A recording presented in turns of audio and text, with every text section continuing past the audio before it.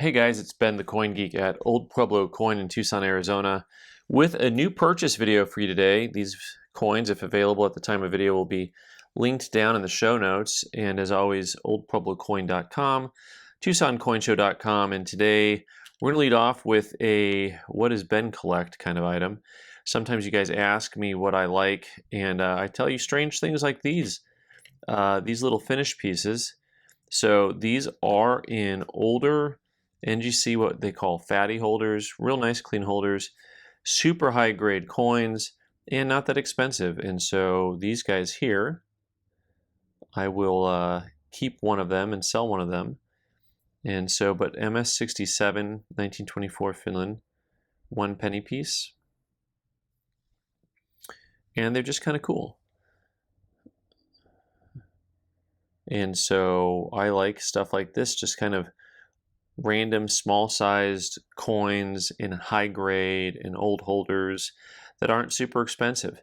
And that is one of the weird things that I kind of tend to hold on to, partially because I just think they're different.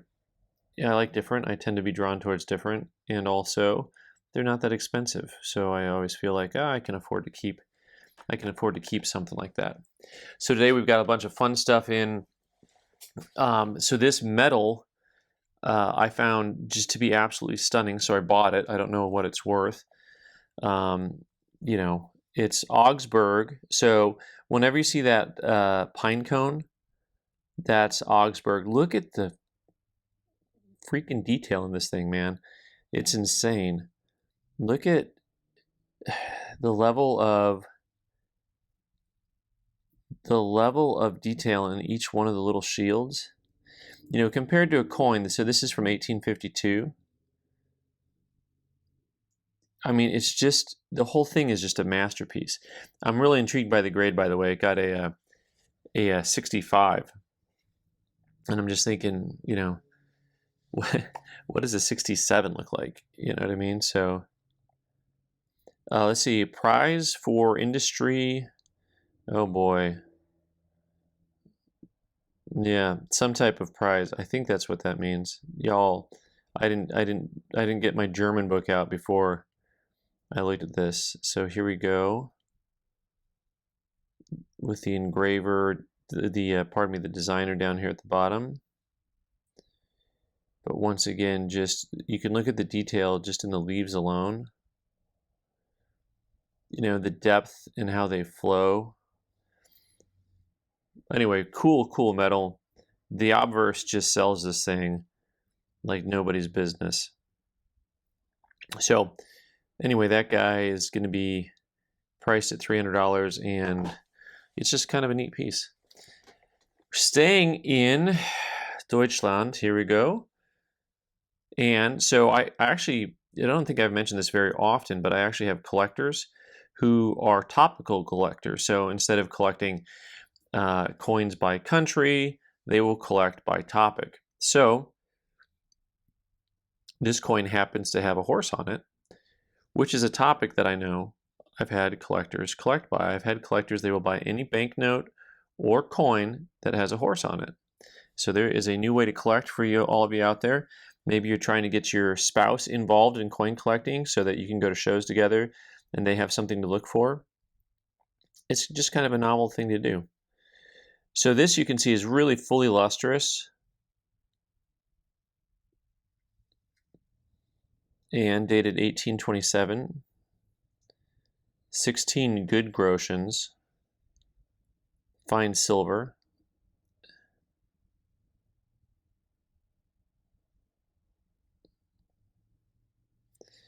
Very pretty, very pleasing piece with just a touch of toning to it.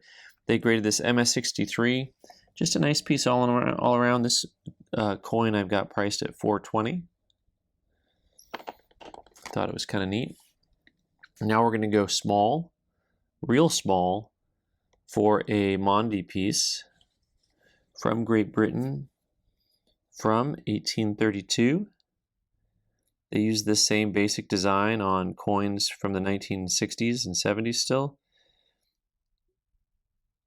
And this particular piece has a touch of tone to it.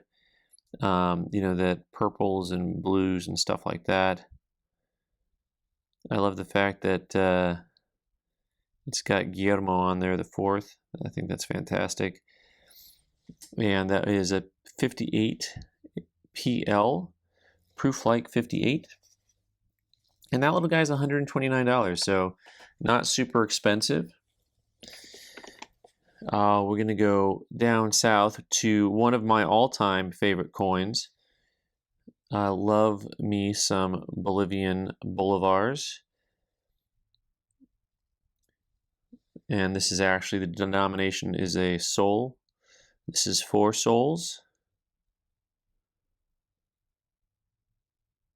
And pretty lustrous piece. It's graded MS63. And upon further review, these coins come super flat struck. This actually has a decent amount of detail to it. You can see all the flatness. But I've seen these where you didn't see any detail at all on the llamas. It was just flat. And there's the 4S. There is the Potosi mint mark. And just a little nice tone all the way around this piece. The entire thing looks like it's like doubled. Which is possibly true. I mean, the whole thing may have been re-engraved. Or it could have just been struck twice in the collar. Something like that could happen. That guy I've got marked at, looks like $300 on that guy. You know, and the difference is remarkable here. So 1830s, and now we're going to go 1880s. So we went from Bolivia to Brazil. And here you have something that looks a lot more like a stereotypical coin. Stereotypical in the fact that it is the design elements and the striking process versus how wonky and flat those Bolivian coins are. But probably one of the reasons I like them. So this one it's just a beautiful coin. I had to buy this. So it just has such a neat eye appeal to it. It looks like it was probably, I don't know if those are struck, if the dies had been struck before. So you can see all those halo lines that are there. That's from this design element on the reverse of the coin. So it looks like there was some type of a, maybe a clash die or something happened. But this is the 500 reis, and it's just pretty. And this coin is graded MS65, and that I have priced at $260. Just drop it in the middle. God Save the Queen. Here comes Victoria. And a nice big half crown, which is about the size of a little bit bigger than a US half dollar, a little bit smaller than a US dollar coin. Another coin that has a soft, gentle tone to it on this one. The year is 1900. You know, when you compare just the overall elements of strike and design on this to that metal that we first looked at, you can see there's a ton of design elements on here, and they're cool, but also see how relatively benign they look compared to that metal. They're just like, oh, okay, well, there's nice design. From a distance, they look good, but then up close, you're like, wow, that metal was insane. So this is an MS62 that we have priced at $150. Now, a couple more real interesting pieces to look at. Some of my favorite coins are these smaller coins from Germany, from a lot of the German state countries that have city scenes on them. I find all the city scene things to be really amazing. And this piece is just absolutely stunning. 1773. I mean, just super fresh, just like the day it came off the press. Amazing amounts of just luster and eye appeal.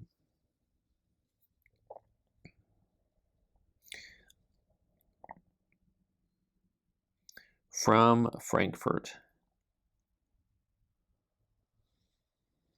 Yeah, super cool piece. So MS66 Plus, that we have priced at $390, and it's not a rare coin. I mean, you find those coins in lower grade for probably a fraction of that price, but you know, I mean, at some point there is just a thing about coin collecting where you get something that you say, you know what, no one's going to have one that nice but me. I shouldn't have probably put it in that greedy term, but really, you got a winner. You know what I'm saying? So, speaking of winners, this is fun. So 1758, half a scudo of Spain with Ferdinand the Sixth, or Vi, whichever you want to do there. And this is another pretty piece from that time period. You can see a coin that's a thin coin, a gold coin, also with a similar kind of look to it. It doesn't have the same eye appeal naturally that silver piece just did. There's some die adjustment marks on there, some planchet adjustment marks. And you can see there's a little bit of a scratch on the back of this coin, which is probably the thing that keeps it as an MS63 grade. This is the type of thing where it's kind of what you would call a net grade. So, you know, when you look at the grading on it, you see a coin that looks like it's a nicer coin than that, but then it has a little bit of a, you know, what you'd have like a flaw. So instead of calling out the scratch on there, they just graded a 63 instead of a 65 or a higher grade that they may have called it otherwise. So this thing we have priced at $720, it looks like, on this guy. So guys, thanks so much for joining me today. I'm Ben the Coin Geek. You can subscribe by clicking on the owl button in the corner, and you can watch more videos on the right side of the screen. Thanks.